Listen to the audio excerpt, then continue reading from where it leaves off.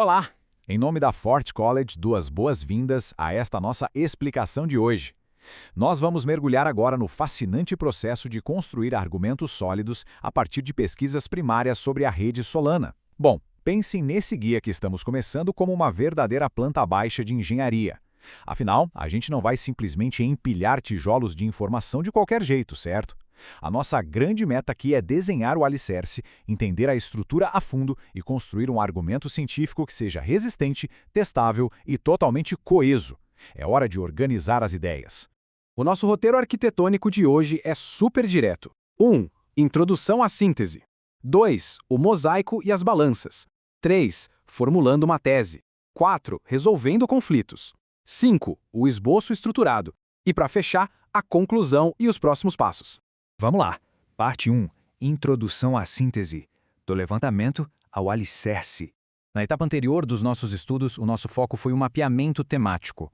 Foi basicamente o levantamento topográfico do terreno. Mas agora é o momento de despejar o concreto. Isso ilustra de forma brilhante o que realmente significa a palavra síntese. Síntese não é simplesmente fazer uma listinha de fatos soltos.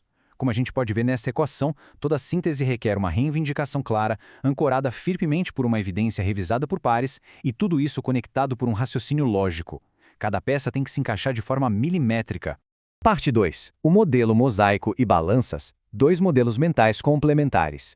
Quando a gente lê múltiplos estudos sobre a Solana, é super comum sentir aquela sensação de sobrecarga de informação, não é? Para avaliar esses estudos sem perder o foco estrutural, a gente precisa de duas ferramentas mentais. De um lado, o mosaico. É aqui que a gente junta peças de diferentes metodologias para ver exatamente quais padrões emergem. É a visão do todo, como um grande quebra-cabeça. Do outro lado, as balanças. Elas representam a tática pura. Um estudo de laboratório super controlado tem muita validade interna, então pesa de um lado. Já um estudo de produção ao vivo, no mundo real, tem validade externa e pesa do outro.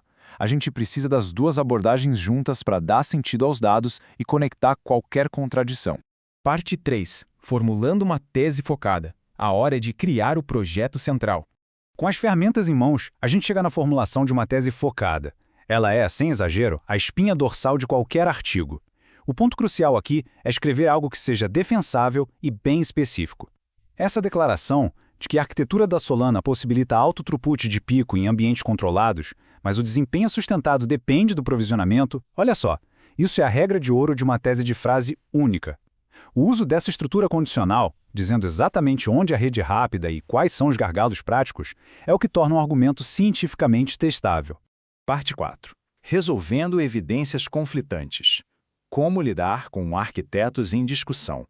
Mas e o que acontece quando os estudos discordam entre si? Imaginem dois arquitetos discutindo no meio da obra. Um diz que a rede bateu 50 mil transações por segundo e o outro jura de pé junto que foram apenas 10 mil. O primeiro mecanismo para acalmar essa briga é a qualificação de escopo, que funciona como uma ferramenta de tolerância na engenharia.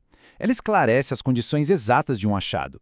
Se um resultado foi medido numa testnet fechada e outro na mainnet ao vivo, a qualificação resolve o embate dizendo: "Ei, os dois estão certos, mas operam em contextos totalmente diferentes." Isso leva a gente a uma técnica poderosíssima, o contra-argumento reconciliado. Ao invés de varrer para debaixo do tapete aquele estudo que apresenta um resultado mais baixo, a estratégia vencedora é abraçá-lo. A gente identifica o conflito, analisa se a causa foi uma diferença na versão do software ou nas métricas utilizadas e preserva a honestidade intelectual. Fazer isso fortalece absurdamente a estrutura geral da pesquisa. Mostra que a gente não tem medo de dados divergentes.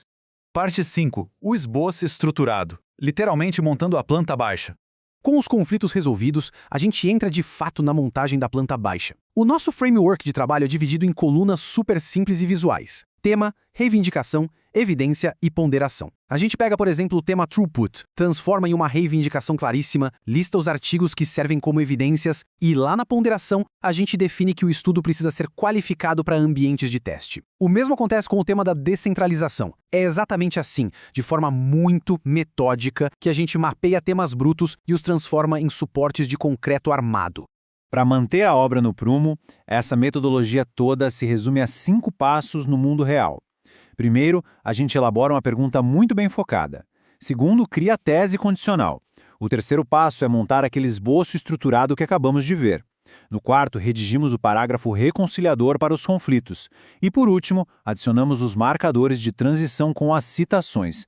É um fluxo perfeito, vai da matéria-prima bruta até um texto polido com referências impecáveis.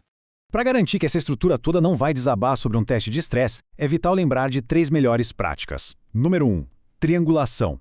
Uma reivindicação só é realmente robusta se a gente exige 2 ou mais métodos apontando para ela. Número 2. Especificar o escopo sempre adicionando os qualificadores condicionais. E número 3. Verificar a exposição. Se a gente equalizar as métricas, o conflito ainda continua? Se a resposta for sim, temos uma tensão em aberto. Se não, é só uma diferença de contexto. Aplicando isso, a tese de vocês jamais vai ruir.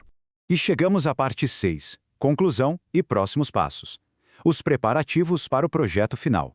O grande segredo no fim do dia para sintetizar pesquisas complexas sobre a arquitetura da Solana é manter uma trilha de citações auditável e usar a qualificação de escopo com muita inteligência. Tudo isso que vimos é o preparo essencial para um projeto acadêmico de peso. E a provocação estrutural que fica para pensarmos é esta. Será que a integridade do argumento que desenhamos hoje resiste ao ser expandida para uma síntese de literatura completa? Bem, usando os modelos do mosaico e das balanças que discutimos, a resposta com toda certeza será sim. Em nome da Ford College, agradeço muito pela companhia nessa nossa explicação. Tem muita coisa incrível ainda para ser explorada, então não deixem de acessar ford.college para conferir mais insights e conteúdos reeducativos estruturados sobre o universo da Web 3. Até a próxima!